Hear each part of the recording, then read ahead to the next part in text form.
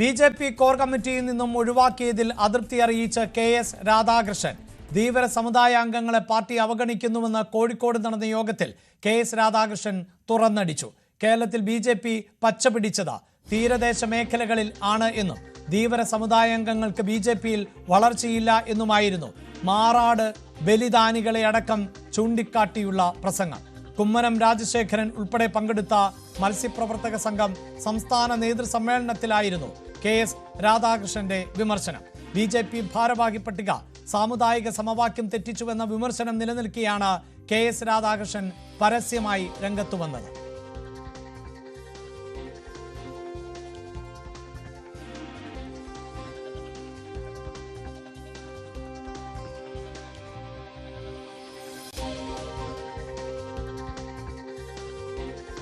വാർത്തയുടെ വിശദാംശങ്ങളുമായി എം.എസ്. അനീഷ് കുമാറാണ് ചേരുന്നത്. അനീഷ്, ബി.ജെ.പിയിലെ ഭാരവാഹി പട്ടിക പുറത്തു വന്നതിന് ശേഷം പലതരത്തിലുള്ള അതൃപ്തികളാണ് പുകയുന്നത്. നേരത്തെ അതിൽ സ്ത്രീ പ്രാതിനിധ്യം കുറവാണ് എന്ന മട്ടിലുള്ള വിമർശനം ഉയർന്നിരുന്നു. നായർ സമുദായത്തിന് വലിയ പരിഗണന എന്ന മട്ടിലുള്ള വിമർശനങ്ങൾ ഉയർന്നിരുന്നു. ഇപ്പോൾ ഒരു പ്രധാനപ്പെട്ട വേദിയിൽ പ്രധാനപ്പെട്ട നേതാവ് തന്നെ തുറന്ന് വിമർശിക്കുകയാണ് ഉണ്ടായത്.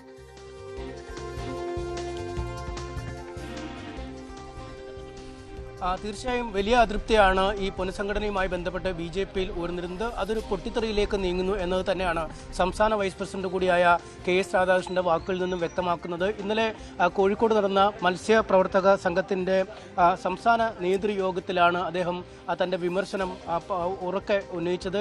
കുമ്മനം രാജശേഖരൻ അടക്കമുള്ള നേതാക്കൾ പങ്കെടുത്ത ഒരു വേദിയിൽ കൂടിയാണ് അദ്ദേഹം കാര്യങ്ങൾ പറയുന്നത്. ധീവര സമുദായങ്ങൾക്ക്, അതായത് ഒരു പ്രത്യേക സമുദായത്തിന്റെ പേരെടുത്ത് തന്നെ അദ്ദേഹം പറയുന്നു, ധീവര സമുദായങ്ങളെ പാർട്ടി പൂർണ്ണമായി അവഗണിക്കുന്ന ഒരു നിലപാടിലേക്കാണ് നീങ്ങുന്നത് അദ്ദേഹം പറയുന്നു. ധീവര സമുദായങ്ങൾക്ക് ബി.ജെ.പിയിൽ വളർച്ചയില്ല എന്നും പറയുന്നു. കേരളത്തിൽ ബി.ജെ.പി പച്ച പിടിച്ചത് പലതും തീര മേഖലകളിലാണ്. പ്രത്യേകിച്ചും ഈ ധീവര സമുദായങ്ങളടക്കം തിങ്ങിപ്പാർക്കുന്ന ഇടങ്ങളിലാണ് പാർട്ടിക്ക് ഏറ്റവും വലിയ നേട്ടമുണ്ടായത്. പ്രത്യേകിച്ചും മാറാട് പോലെയുള്ള ഇടങ്ങളിൽ നിരവധി ബലിദാനികൾ ഉണ്ടായിരുന്നു. അവരുടെ ചോരയിൽ നിന്നാണ് പാർട്ടി അതിൻ്റെ മുന്നോട്ടുള്ള പ്രവർത്തനങ്ങൾക്ക് ഊർജ്ജം പകർന്നെടുത്തത്. പക്ഷേ ഇപ്പോൾ ആ സമുദായങ്ങളെ പൂർണ്ണമായും, അല്ലെങ്കിൽ തീരദേശ മക്കളെ പൂർണ്ണമായും ഒഴിവാക്കുകയാണ്. താൻ 9ാമത്തെ വയസ്സിൽ കടലിൽ മത്സ്യബന്ധനത്തിന് പോയ ആളാണ്.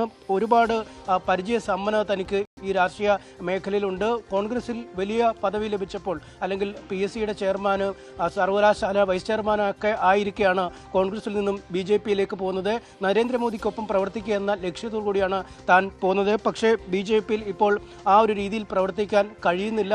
ഈ കോർ കമ്മിറ്റി അംഗങ്ങളുടെ എണ്ണം വർദ്ധിപ്പിച്ചപ്പോഴും തന്നെ ഉൾപ്പെടുത്താത്തതിൽ തനിക്ക് വലിയ ബുദ്ധിമുട്ടുണ്ട്. ഇക്കാര്യം കുമ്മനത്തിൻ്റെ സാന്നിധ്യത്തിൽ കൂടി തന്നെ പറയുന്നത് അറിയേണ്ടവർ അറിഞ്ഞോട്ടെ എന്ന് കരുതി തന്നെയാണ് എന്നും അദ്ദേഹം പറയുന്നു. ഒപ്പം ഒരിക്കലും ജയിക്കില്ല, അല്ലെങ്കിൽ വോട്ട് കാര്യമായി കിട്ടില്ല എന്ന് ഉറപ്പുള്ള സ്ഥലത്തേക്ക് തന്നെ മത്സരിക്കാനായി അയച്ചു എന്നതടക്കമുള്ള വിമർശനങ്ങളും അദ്ദേഹം ഉന്നയിക്കുന്നുണ്ട്. എന്തായാലും കടുത്ത അതൃപ്തി തന്നെയാണ് അദ്ദേഹം തൻ്റെ പ്രസംഗത്തിൽ, ഏതാണ്ട് 1 മണിക്കൂർ നീണ്ട പ്രസംഗമാണ് അദ്ദേഹം ഇന്നലെ ഈ മത്സ്യപ്രവർത്തക സംഘത്തിൻ്റെ യോഗത്തിൽ നടത്തിയത്. അതിൽ പൂർണ്ണമായും ഒരു വിമർശനത്തിൻ്റെ അംശം ഉൾപ്പെടുത്തിക്കൊണ്ട് കേന്ദ്ര നേതൃത്വത്തിൻ്റെ, അല്ലെങ്കിൽ സംസ്ഥാന നേതൃത്വത്തിൻ്റെ ശ്രദ്ധയിൽ ഈ കാര്യങ്ങൾ പെടണം എന്ന ലക്ഷ്യത്തോടു കൂടി തന്നെയാണ് താൻ ഈ കാര്യങ്ങൾ പറയുന്നത് എന്നാണ് അദ്ദേഹം വ്യക്തമാക്കുന്നത്. ഇത്തവണ നമുക്കറിയാം, ഈ കോർ കമ്മിറ്റി അംഗങ്ങളുടെ എണ്ണം വർദ്ധിപ്പിച്ചു, കൂടുതൽ ആളുകളെ ഉൾപ്പെടുത്തുന്ന ഒരു രീതിയൊക്കെ ഉണ്ടായി.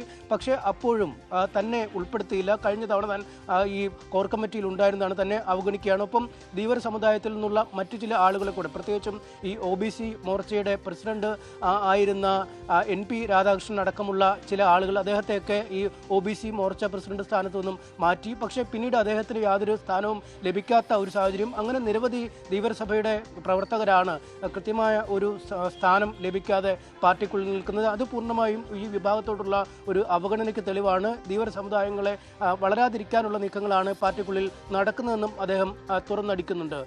അഭിലാഷ്, ഇതിലേറ്റവും പ്രധാനപ്പെട്ടത് ഈ കുമ്മനം രാജശേഖരൻ അടക്കമുള്ളവർ വേദിയിൽ ഇരിക്കുമ്പോഴാണ് ഇത്തരത്തിലൊരു വിമർശനം ഉന്നയിച്ചത് എന്നതുകൂടിയാണല്ലോ. അപ്പോൾ പാർട്ടി വേദികൾക്ക് അപ്പുറം പാർട്ടി നേതാക്കളുള്ള വേദിയും, എന്നാൽ പൊതുസമൂഹത്തിന് കേൾക്കാൻ പറ്റുന്ന വേദിയിലുമാണ് ഇത്തരം വിമർശനങ്ങൾ ഉയരുന്നത് എന്ന് പറയുമ്പോൾ പാർട്ടിക്കുള്ളിൽ വലിയ അതൃപ്തി ഈ പുതിയ ഭാരവാഹികളുടെ തെരഞ്ഞെടുപ്പുമായി ബന്ധപ്പെട്ട് നിലനിൽക്കുന്നു എന്ന് തന്നെയല്ലേ മനസ്സിലാക്കേണ്ടത് അനീഷ്? തീർച്ചയായും അങ്ങനെ തന്നെ വേണം വിലയിരുത്താൻ. കാരണം കഴിഞ്ഞ തവണയും പാർട്ടിയുടെ ഭാരവാഹിത്വത്തിൽ ഉണ്ടായിരുന്ന ആളാണ്. പക്ഷേ അന്ന് കോർ കമ്മിറ്റിയിൽ ഉണ്ടായിരുന്നു. നമുക്കറിയാം BJPയുടെ നയപരിപാടികൾ തീരുമാനിക്കുന്ന അല്ലെങ്കിൽ ഏറ്റവും ഉന്നതമായ കാര്യങ്ങൾ തീരുമാനിക്കുന്ന ഒരു ഘടകം എന്ന് പറയുന്നത് കോർ കമ്മിറ്റിയാണ്. പല തരത്തിലും ഒരു നേതൃതലത്തിലേക്ക് ഉയർന്നു എന്ന് പറയാൻ കഴിയുന്നതും കോർ കമ്മിറ്റിയിൽ ഉൾപ്പെടുമ്പോൾ മാത്രമാണ്. മറ്റ് ഭാരവാഹി യോഗങ്ങളും മറ്റുമൊക്കെ അതൊരു സാധാരണഗതിയിലുള്ള ഒരു പ്രവർത്തനം മാത്രമായി കരുതാൻ കഴിയും. കാരണം ഒരുപാട് വൈസ് പ്രസിഡന്റുമാരുണ്ട്, ജനറൽ സെക്രട്ടറി ഉണ്ട്. അങ്ങനെ പല തട്ടിലേക്ക് പോരുമ്പോഴും ഈ കോർ കമ്മിറ്റിയിൽ ഇരുന്നാൽ മാത്രമാണ് നയപരമായി ഒരു പാർട്ടിയുടെ നേതൃത്വത്തിൽ ഉണ്ട് എന്ന് പറയാൻ കഴിയുന്നത് എന്ന ഒരു ഭാഗമാണ് അദ്ദേഹത്തിൻ്റെ ഭാഗത്തു നിന്നും ഉണ്ടായിരിക്കുന്നത്. ഒരുപാട് പ്രവർത്തന പരിചയം തനിക്കുണ്ട്. രാഷ്ട്രീയമായ തൻ്റെ അത്രയും പാരമ്പര്യമുള്ള ആളുകൾ BJPയിൽ കുറവാണ് എന്നൊക്കെ അദ്ദേഹം പറയുന്നു. കോർ കമ്മിറ്റി അംഗങ്ങളുടെ എണ്ണം കൂട്ടിയിട്ടും കമ്മിറ്റിയിൽ തന്നെ ഉൾപ്പെടുത്തിയിട്ടില്ല. PSC ചെയർമാനും കാലടി വൈസ് ചാൻസലറും ഒക്കെ ആയിരുന്നു എന്നെ കോർ കമ്മിറ്റിയിൽ ഉൾപ്പെടുത്താത്തതിൽ വലിയ സന്തോഷമുണ്ട് എന്ന രീതിയിലേക്ക് പോലും അദ്ദേഹം ഒരു ഘട്ടത്തിൽ പറയുന്നു. തനിക്ക് അറിയപ്പെടാൻ ഇത്തരം യാതൊരു അധികാരങ്ങളും വേണ്ട, ജീവിതം കൊണ്ട് താൻ അത് ഉണ്ടാക്കിയെടുത്തിട്ടുണ്ട്. കുമ്മനം നേതൃത്വത്തെ അറിയിക്കും എന്നതിനാലാണ് അദ്ദേഹത്തിൻ്റെ സാന്നിധ്യത്തിൽ തന്നെ ഇക്കാര്യം പറയുന്നതെന്ന് അദ്ദേഹം പറഞ്ഞു വയ്ക്കുകയും ചെയ്യുന്നു. അതായത് കടുത്ത അതൃപ്തിയാണ് അദ്ദേഹത്തിനുള്ളത്. ഒരുപക്ഷെ ഇനി അടുത്ത ഒരു നീക്കം എന്താണ് എന്നതിനെക്കുറിച്ച് പോലും പ്രവചിക്കാൻ കഴിയാത്ത വിധം അദ്ദേഹം തൻ്റെ അതൃപ്തി പ്രകടിപ്പിച്ചിരിക്കുന്നു. ഇത് പരിഹരിക്കപ്പെടും എന്ന ഒരു പ്രതീക്ഷയിലാവാം അദ്ദേഹം പറഞ്ഞത്. അതോ മറ്റെന്തെങ്കിലും നീക്കങ്ങളിലേക്ക് അദ്ദേഹം കടക്കുന്നുണ്ടോ എന്നതിനെക്കുറിച്ചും നമുക്കറിയില്ല. എന്തായാലും കൃത്യമായ വിമർശനം, അത് കൃത്യമായ ഭാഷയിൽ തന്നെ അദ്ദേഹം BJPയുടെ ഒരു പ്രധാനപ്പെട്ട യോഗത്തിൽ അല്ലെങ്കിൽ BJPയുമായി ബന്ധപ്പെട്ട പരിവാർ സംഘടനകളുടെ ഒരു പ്രധാനപ്പെട്ട സംഘടനയുടെ യോഗത്തിൽ പറയുന്നു. പ്രത്യേകിച്ചും ഒരു പ്രത്യേക സമുദായത്തെ അവഗണിക്കുന്നു അല്ലെങ്കിൽ അവരുടെ വളർച്ച തടയുന്നു എന്ന വിമർശനമാണ് ഉന്നയിക്കുന്നത്. എന്തായാലും നമുക്കത് വലിയ പ്രത്യാഘാതങ്ങൾ മുന്നോട്ടുണ്ടാക്കാൻ സാധ്യതയുണ്ട്. കാരണം BJPയുടെ ഏറ്റവും ശക്തമായ ചില മേഖലകളൊക്കെ തന്നെയാണ് തീരമേഖല, അരേ സമാജവും ധീവരസഭയും ഒക്കെ ഇവരുടെ ഒരു വോട്ട് ബാങ്കായി നിലനിൽക്കുന്ന ഒരു സാഹചര്യമുണ്ട്. പല കേന്ദ്രങ്ങളിലും പ്രത്യേകിച്ചും മാറാട് പോലുള്ള ഇടങ്ങളിലൊക്കെ BJPക്ക് വലിയ സ്വാധീനമുള്ള ഇടമാണ്. BJP സംസ്ഥാന നേതാക്കളായാലും കേന്ദ്ര നേതാക്കളായാലും ഒക്കെ വരുമ്പോൾ കോഴിക്കോട്ടൊക്കെ എത്തിയാൽ പോലും പോകുന്ന ഇടമാണ് ഈ മാറാട് ബലിദാനികളുടെ രക്തസാക്ഷി മണ്ഡപത്തിൽ പുഷ്പാർച്ചനയും മറ്റുമൊക്കെ നടത്താൻ. അത്തരമൊരു സാഹചര്യത്തിലാണ് അത്തരം വിഭാഗത്തിൽ നിന്നുള്ള ആളുകളെ പൂർണ്ണമായും ഒഴിവാക്കുന്നുവെന്ന നിശ്ചിതമായ വിമർശനം KS രാധാകൃഷ്ണനെ പോലെ ഒരു വലിയ നേതാവ് ഉന്നയിച്ചിരിക്കുന്നത്. കോൺഗ്രസിൽ നിന്നും വലിയ സ്ഥാനങ്ങൾ ഉള്ളപ്പോഴാണ് അമിത്ഷായുടെ ക്ഷണം സ്വീകരിച്ച് പ്രധാനമന്ത്രി നരേന്ദ്രമോദിക്കൊപ്പം പ്രവർത്തിക്കാനായി താൻ BJPയിൽ എത്തിയത്. പക്ഷേ ആ സാഹചര്യം ഇപ്പോൾ BJPയിൽ നിലനിൽക്കുന്നില്ല എന്ന് തന്നെയാണ് അദ്ദേഹം പറഞ്ഞു വയ്ക്കുന്നത്. അഭിലാഷ്.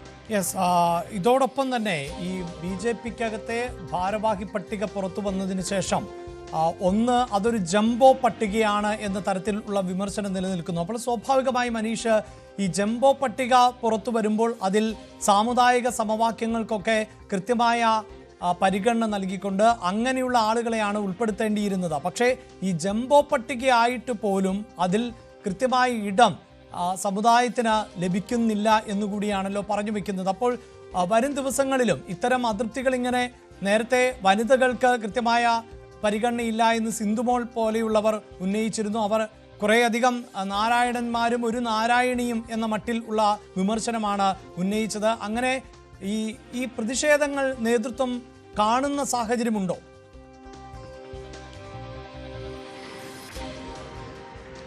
തീർച്ചയായും ഈ വിമർശനങ്ങൾ അല്ലെങ്കിൽ ഈ പ്രതിഷേധം ഫലം കാണുമെന്നാണ് അദ്ദേഹത്തിൻ്റെ അടക്കം പ്രതീക്ഷയെന്ന് മനസ്സിലാക്കാൻ കഴിയുന്നു. കാരണം ഈ സംസ്ഥാന ഭാരവാഹി പട്ടിക പരിശോധിച്ചാൽ തന്നെ 10 വൈസ് പ്രസിഡന്റുമാരാണുള്ളത്. അതായത് താരതമ്യേന പുതിയതായി പാർട്ടിയിലേക്ക് വന്ന ഷോൺ ജോർജ് അടക്കമുള്ള ആളുകൾ, RC പോലുള്ള ആളുകളൊക്കെ ഉൾപ്പെടുന്ന ആ ഒരു പട്ടികയിലാണ് KS രാധാകൃഷ്ണനും ഉൾപ്പെട്ടിരിക്കുന്നത്.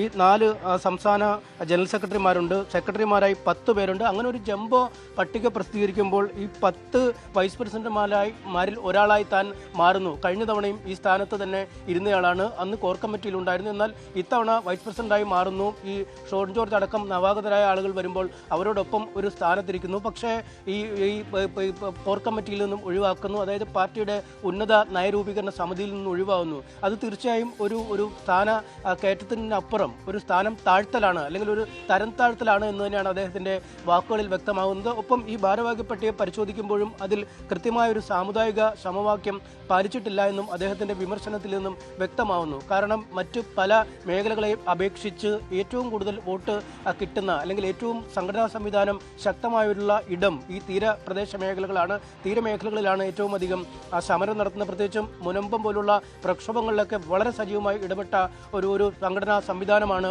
പാർട്ടിക്കുള്ളത്. ഒപ്പം ഈ ഹൈന്ദവ സംഘടനകൾക്ക്, പ്രത്യേകിച്ചും ഈ സംഘപരിവാറിന് കീഴിലുള്ള പല സംഘടനകൾക്കും വലിയ വളക്കൂറുള്ള ഇടങ്ങൾ കൂടിയാണ് ഇത്തരം